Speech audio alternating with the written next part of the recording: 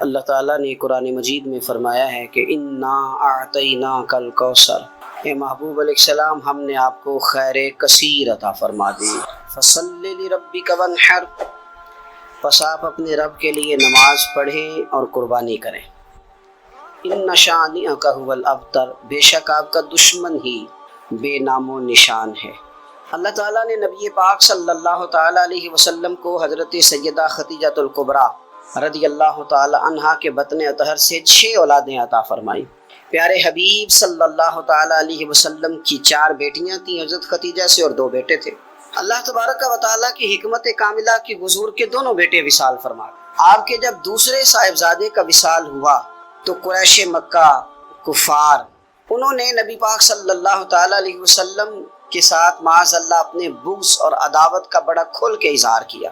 کل تک یہ لوگ صادق اور امین کہہ رہے تھے، اور آج جب ان کو دعوت دین دی ہے تو ان کی عداوتیں باہر آنے لگی ہیں۔ ان کی چونکہ عداوت تھی، بغض تھا، تو حضور کے دوسرے صاحبزادے جب وصال فرما گئے تو کہنے لگے کہ معاذ اللہ اب تو یہ ابتر ہو گئے، بیٹا ہی کوئی نہیں۔ جب تک یہ ظاہری طور پر موجود ہیں بات بنے گی، اور جب یہ چلے جائیں گے تو کون ہوگا ان کا مشن چلانے والا، کون ہوگا ان کا ذکر کرنے والا؟ بس معاذ اللہ خوشیاں منانے لگے، بغلے بجانے لگے۔ یہ کفار مکہ کا طریقہ ہے، قریش مکہ کا مشرکین کا طریقہ ہے۔ مسلمان کا یہ طریقہ نہیں کہ وہ اپنے مخالف کو مصیبت میں دیکھ کے تو خوشی کا اظہار کرے، یہ مسلمان کا طریقہ نہیں۔ جس شخص کے ساتھ ہمارا کسی وجہ سے اختلاف رائے ہو جاتا ہے، وہ معاذ اللہ کسی مشکل میں گرفتار ہو جائے تو ہم بڑا اظہار مسرت کرتے، دیکھا نا اب جو ہو، میں تو پہلے ہی کہہ رہا تھا، وہ ہمیں تو ہمارے بزرگوں نے فرمایا ہے کہ دشمن مرے تے خوشی نہ کریے، کیوں سجنا بھی تے مر جانا ہے، اوڑکتے دن آیا محمد اور کڑی نو ڈوب جانا ہے۔ اپنا رویہ کبھی بھی اتنا سخت نہ کریں، لہجے میں اتنی تلخی نہ لائیں کہ سامنے والے پہ مصیبت آ رہی ہے، اور نبی پاک صلی اللہ علیہ وسلم نے فرمایا اگر تم کسی کی مصیبت کو دیکھ کے خوشی کا اظہار کرو گے نا، اسے اللہ نجات دے دے گا، تمہیں مصیبت میں مبتلا کر دے گا۔ کبھی بھی اظہار نہ کریں، کبھی بھی کسی بھی موقع پر کسی کو مشکل میں دیکھ کر اس طرح کا رویہ اختیار نہ کریں۔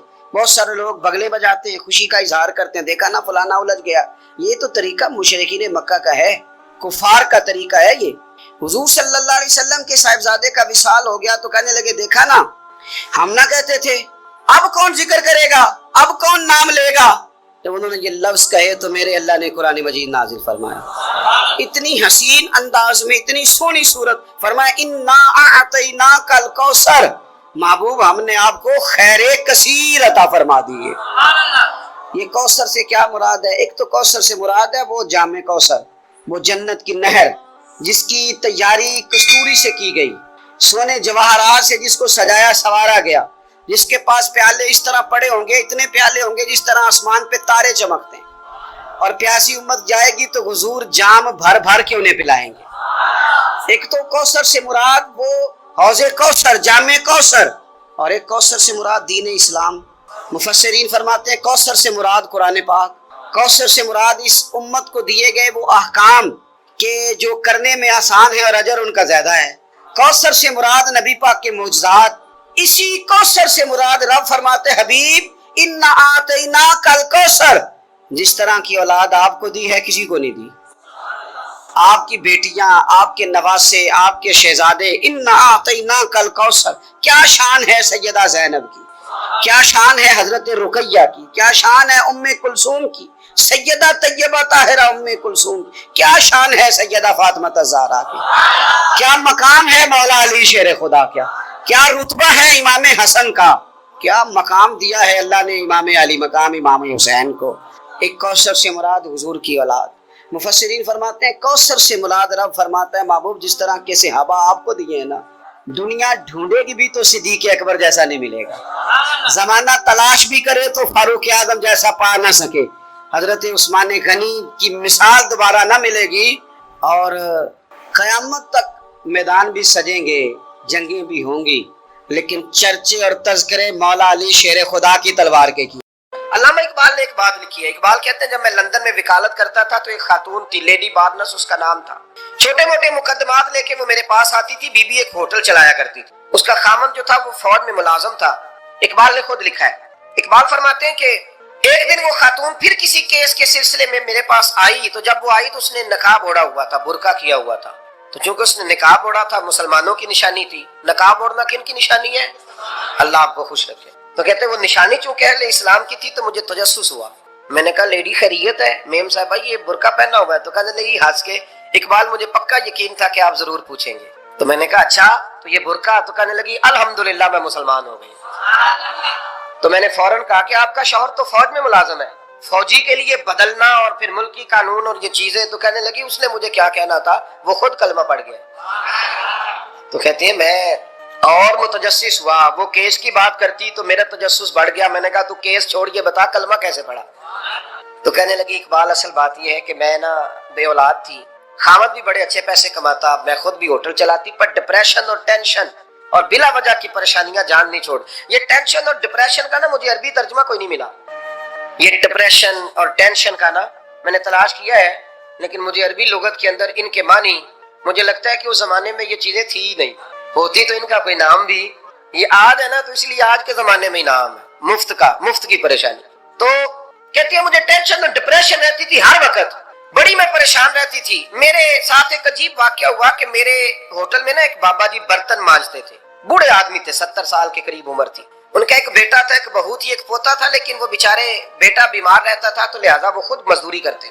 کہتی ہے ایک دن وہ بابا جی میرے پاس آئے، کہنے لگے میم صاحبہ 2-4 دن کی چھٹی چاہیے۔ تو میں نے کہا خیریت ہے؟ کہنے لگے میڈم میرا بیٹا فوت ہو گیا۔ بیٹا، آپ کو پتا ہے باپ کا جنازہ پڑھنا آسان ہے، بیٹے کا جنازہ اٹھانا بڑا مشکل کام۔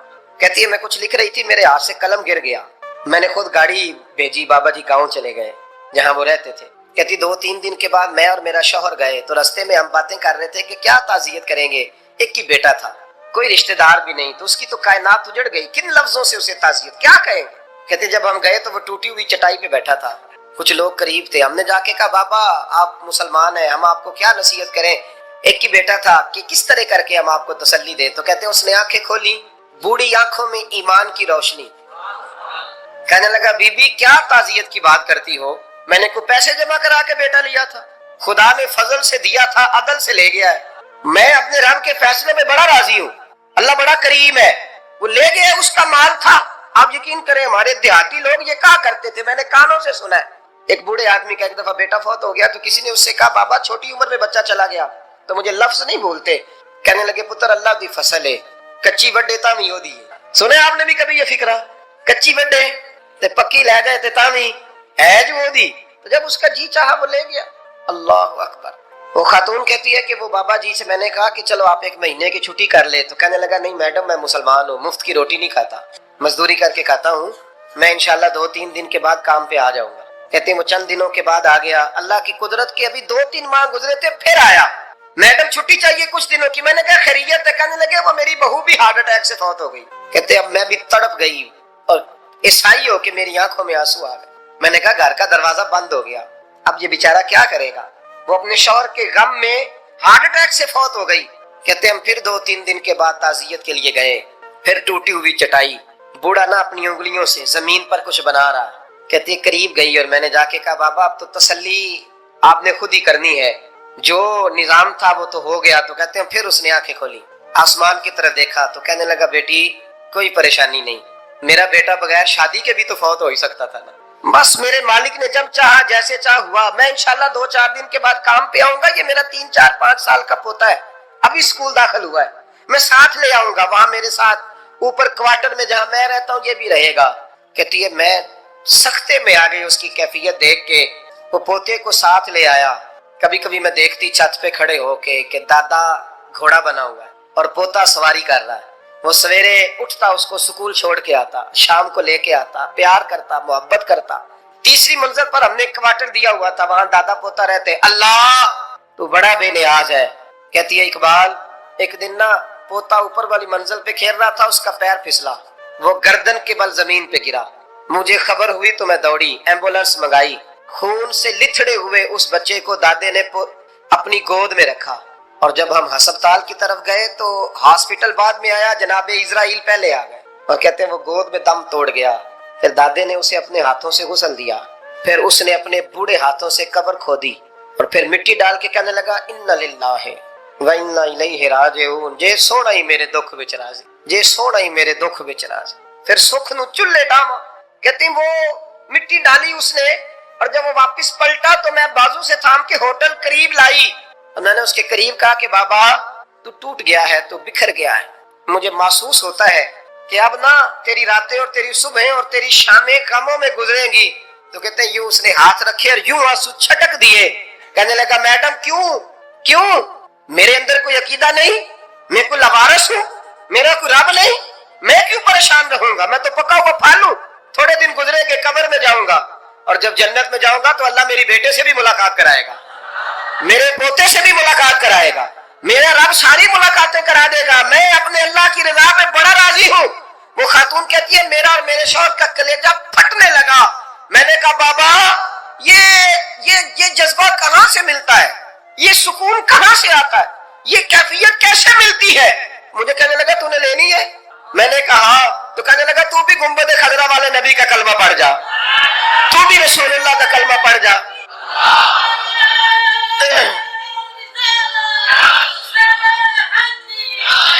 میرے محبوب کا کلمہ پڑھ، اللہ تجھے سکون عطا کرے۔ ایک حدیث نہ پڑھ دو مسلم شریف سے، بخاری سے ایک حدیث نہ پڑھ لو تاکہ یہ بات مضبوط ہو جائے۔ حضرت ابو طلحہ رضی اللہ تعالی، بیٹا شدید بیمار ہے، مزدور آدمی تھے، کئی دنوں سے گھر تھے۔ بیوی کہنے لگی اگر آپ گھر میں بیٹھے رہیں گے تو کھائیں گے کہاں سے، جاؤ آپ مزدوری کرو، میں بیٹے کو دیکھتی ہوں۔ ابو طلحہ مزدوری کرنے چلے گئے، شام کو آئے تو بیٹا فوت ہو چکا تھا۔ عورتیں بے حوصلہ ہوتی ہے نا اکثر، پر بیوی نے سفید کپڑا ڈال کے کمرے میں رکھ دیا۔ بیٹا، ماں اور بیٹا ناپ تکتا ہے رشتہ، بیٹے میں سفید چادر ڈال کے کمرے میں رکھ دیا۔ حضرت ابو طلحہ انصاری آئے، بیٹے کا کیا حال ہے؟ کہنے لگی اللہ کی رحمت میں ہے۔ اللہ کی کیسا جملہ ہے؟ اللہ کی رحمت میں ہے۔ خامد نے کھانا کھایا، بیوی سے ملنے کو دل کیا تو ملاقات ہوئی، فارغ ہو کے بیٹھے تو خاتون اٹھ کے نا خامد کے قریب گئی، اس کا ہاتھ تھاما، کہنے لگی نبی کریم علیہ السلام کے صحابی ہو، ایک مسئلہ دریافت کرنا تھا، بتاؤ گے؟ پوچھو۔ کہنے لگی اگر کوئی آپ کے پاس امانت رکھوائے اور پھر اپنی امانت واپس مانگے تو کیا کرو گے؟ حضرت ابو طلحہ کہنے لگے پوچھنے والی کیا بات ہے، جس کی امانت ہے واپس کر دیں گے۔ اب زوجہ روئی، اب صبر والی بی بی روئی، اب ماں روئی، آنسو ٹپکے، آنچل سے پوچھ کے کہنے لگی ابو طلحہ وہ بیٹا بھی اللہ کی امانت تھا اور رب اپنی امانت لے گیا ہے، اٹھو غسل کفن کا بندوبست کرو۔ حضرت ابو طلحہ اٹھے، کامتے کامتے ہاتھوں سے غسل کفن دیا، مسجد نبوی میں پہنچے، محبوب کی بارگاہ میں عرض کیا تو رسول کریم فرمانے لگے تیرے اور تیری بیوی کے عمل سے اللہ بھی بڑا راضی ہے، اللہ کے رسول بھی بڑے راضی ہے اور اللہ تجھے برکت عطا کرے گا۔ صحابہ کہتے ہیں پھر اللہ نے انہیں 9 بیٹے عطا فرمائے، پھر اللہ نے انہیں اللہ کی رضا پہ راضی رہنا سیکھو، اللہ کے قریب چلے جاؤ گے اللہ کی رضا پہ۔ حضرت سفیان ثوری دعا مانگ رہے تھے یا اللہ راضی ہو جا، یا اللہ راضی ہو جا، یا اللہ راضی ہو جا، دعا مانگ رہے تھے۔ بی بی رابعہ بصری پردے کے پیچھے بیٹھی تھی، جب دعا لمبی ہو گئی تو کہنے لگی سفیان بس کر، کوئی اگلا لفظ بھی بول، بس کر۔ آپ فرمانے لگے تجھے کیا ہوا؟ تو کہنے لگی تو کب سے کہہ رہا یا اللہ راضی ہو جا، یا اللہ راضی ہو جا، پہلے اپنے دل پہ ہاتھ رکھ کے بتا تو اللہ سے راضی ہے؟ تو راضی ہے اللہ سے؟ تو روز نہیں کہتا پیسے نہیں ہے میرے پاس مجھے دے، تو روز نہیں کہتا یا اللہ فلانی چیز کوئی نہیں دے، اے اللہ فلاں کو دے دیا مجھے کیوں نہیں دیتا معاذ اللہ، تو روز شکوے نہیں کرتا؟ فرمایا پہلے تو راضی ہو جا۔ ترمذی شریف کی حدیث ہے، میرے نبی کریم علیہ السلام نے فرمایا تم اللہ کے دیے ہوئے تھوڑے رزق پہ راضی ہو جاؤ، اللہ تمہاری تھوڑی عبادت سے راضی ہو جائے۔ دیکھیں نا امام حسین کا آخری جملہ کیا ہے میدان کربلا، آخری جملہ کیا ہے؟ میں 5000 مسجد دے کے کہتا ہوں دیا نہیں میں نے، اللہ بڑا راضی ہے مجھ سے، 5 نمازیں پوری نہیں پڑھتا۔ امام علی مقام نے نا دل، کلیجہ، جان، اولاد ہر چیز نکال کے رکھ دی، تو آخری جملہ یہ تھا اے اللہ بتا تو حسین سے راضی ہے کہ ناراض ہے؟ اللہ تو راضی ہے کہ ناراض ہے؟ بھائی پہلی بات رحمت الہی، دوسرا اللہ کی رضا پہ، یعنی عجیب بات ہے نا، جب اللہ کروڑوں دے تو دنیا چھپاتی ہے، اور جب تھوڑا کاروبار ٹھنڈا ہو جائے تو ساری دنیا کو دنیا بتاتی ہے۔ تو جب میں تو کہہ رہا ہوں کہ میں بندہ ڈھونڈ رہا ہوں جو مجھے ملے، آ کے کہے کہ شکر کا طریقہ بتاؤ، تو مل ہی نہیں رہا، کو ملے جو کہے بڑی خیر ہے، ہر لحاظ سے اپنے رب سے راضی ہوں، مل ہی نہیں رہی دنیا۔ تیسری بات، اگر اللہ کے قریب جانا ہے، یہ ان لوگوں کے لیے جو معرفت الہی کے متلاشی ہیں وہ خاص توجہ کریں۔ اگر رب کریم کے قریب جانا ہے تو پھر ایک ذہن بنائیں کہ میرا رب میرے ساتھ ہے، میرا رب میرے نحنو اقرب الیہ من حبل الورید۔ اور درویش کہتے ہیں جے میں تینوں اندر جانا تو پھر مقید جانا، جے میں تینوں باہر جانا تے اندر کون سمانا، اندر بھی تو تے باہر بھی تو، وچ بلا کون نمانا۔ پھر تصور کریں کہ اللہ میرے ساتھ ہے۔ حضرت جنید بغدادی رحمت اللہ علیہ کہتے ہیں میں نے اپنے مرشد سے کہا کوئی وظیفہ جو پڑھا کروں، تو فرمانے لگے جنید پڑھا کر کہ اللہ میرے ساتھ ہے اور اللہ مجھے دیکھ رہا ہے، یہ وظیفہ پڑھا کر۔ کیمرے لگا دیے ہر جگہ ہماری گورنمنٹ نے، کہتے ہیں کیمروں کی مدد سے پکڑا گیا، کیمروں کی مدد سے مسجدوں کے دروازوں پہ کیمرے، ایئرپورٹوں پہ کیمرے، ریلوے اسٹیشن پہ کیمرے، بڑے بڑے جنرل سٹور پہ کیمرے، نیچے لکھا ہے خبردار کیمرے کی آنکھ آپ کو دیکھ رہی ہے۔ کیمرے کی آنکھ دیکھے تو لوگ گناہ نہیں کرتے، تو یہ کیوں نہیں سوچتے کہ رب ہمیں دیکھ رہا ہے؟ یہ تصور کیوں نہیں جمتا کہ رب ہمیں؟ اور اللہ فرماتے ولی من خاف مقام ربہ جنتان، جو اللہ کے سامنے کھڑے ہونے سے ڈر جائے گا نا، اللہ اسے 2 جنتیں عطا فرمائے گا۔ اللہ اسے ایک دفعہ اگر کوئی ڈر گیا اللہ کے سامنے کھڑے ہونے، کتنی دفعہ بولے تو صحیح۔ اس پر ہمارے مفسرین نے لکھا ہے کہ کبھی زندگی میں ایسا ہو کہ گناہ پر ہمارا پورا قبضہ ہو گیا ہو، گناہ پورا قابو میں آ گیا، اب کوئی روکنے والا نہیں، تو فرمایا جو اس وقت اللہ کے خوف سے ڈر جائے گا اللہ اسے 2 جنتیں عطا فرمائے گا۔ امام شافعی رحمۃ اللہ علیہ کے زمانے میں نا ایک بادشاہ کا اپنی بیوی سے جھگڑا ہو گیا، تو وہ بھی ملکہ تھی، کسی بادشاہ کی بیٹی تھی، شہزادی تھی، اس نے بھی سخت جملہ کہا، کہنے لگی چل دور ہٹ جہنمی، معاذ اللہ۔ اب اس نے اپنے خامند کو جہنمی کہا تو کہا، وہ کہنے لگا اس کا خامند کہ اچھا تو مجھے جہنمی کہتی ہے، جا پھر اگر میں جنتی نہیں تو تجھے 3 طلاقیں۔ اب کیسے ثابت ہو کہ جنتی ہے کہ جہنمی، کیسے پتہ چلے گا؟ علماء سے پوچھا تو وہ کہنے لگے ہم کیسے بتائیں، کون ڈگری دے کہ تو جنتی ہے کہ جہنمی ہے؟ بات دور نکل گئی۔ امام شافعی کے پاس گیا، وہ رسوخ رکھتے ہیں علم فقہ کا، ان کے پاس گیا، جا کے کہنے لگا حضور یہ مسئلہ ہے۔ امام صاحب فرمانے لگے اکیلے میں مجھے ملتے ہو؟ وہ اندر آیا، کچھ دیر گفتگو ہوئی تو امام صاحب فرمانے لگے لو جی یہ بندہ جنتی ہے، اس کی بیوی کو طلاق کوئی نہیں ہوئی، یہ جنتی ہے۔ آپ کو پتہ ہے لوگ فتویٰ جلدی دے دیتے ہیں، کچھ لوگ خلاف تقریریں کرنے لگے کہ بادشاہ تھا تو امام صاحب نے بچا لیا ہے، کیسے آپ نے ڈگری دے دی کہ جنتی ہے جی؟ تو امام صاحب کہنے لگے تم بحث نہ کرتے تو میں بات پردے میں رہنے دیتا۔ سنو، میں نے بادشاہ کو تنہائی میں بلا کے پوچھا ہے کہ کبھی اللہ سے بھی ڈرے ہو؟ صرف اس لیے کہ اس وقت اللہ دیکھ رہا ہے۔ یہ نیت کبھی بندوں سے ڈر کے تو بندے بڑے گناہ نہیں نہ کرتے، کبھی اللہ سے ڈر کے بھی چھوڑا ہے؟ تو بادشاہ کہنے لگا بالکل چھوڑا ہے۔ میری ایک کنیز تھی بڑی خوبصورت، غریب گھر کی ملازمہ، غریب گھرانے کی تھی، ایک دن میں آیا تو میرے کمرے میں صفائی کر رہی تھی، معاذ اللہ میرا اس پہ دل آ گیا، میں نے دروازہ بند کر لیا۔ دنیا کی کوئی طاقت نہیں تھی، میرا اپنا محل تھا، مجھے کچھ دیکھ بھی لیتا تو کسی میں جرت نہیں تھی مجھے منع کرنے، اور میں چونکہ حکمران تھا، مطلق العنان تھا، کوئی شکایت بھی نہ کرتا۔ لیکن جب میں نے اس کی طرف ہاتھ بڑھایا تو اس نے ایک ہی لفظ کہا، کہنے لگی تو اللہ سے نہیں ڈرتا؟ تو اللہ سے نہیں ڈرتا؟ کہنے لگا کوئی نہیں تھا امام صاحب مجھے منع کرنے والا، کوئی نہیں تھا۔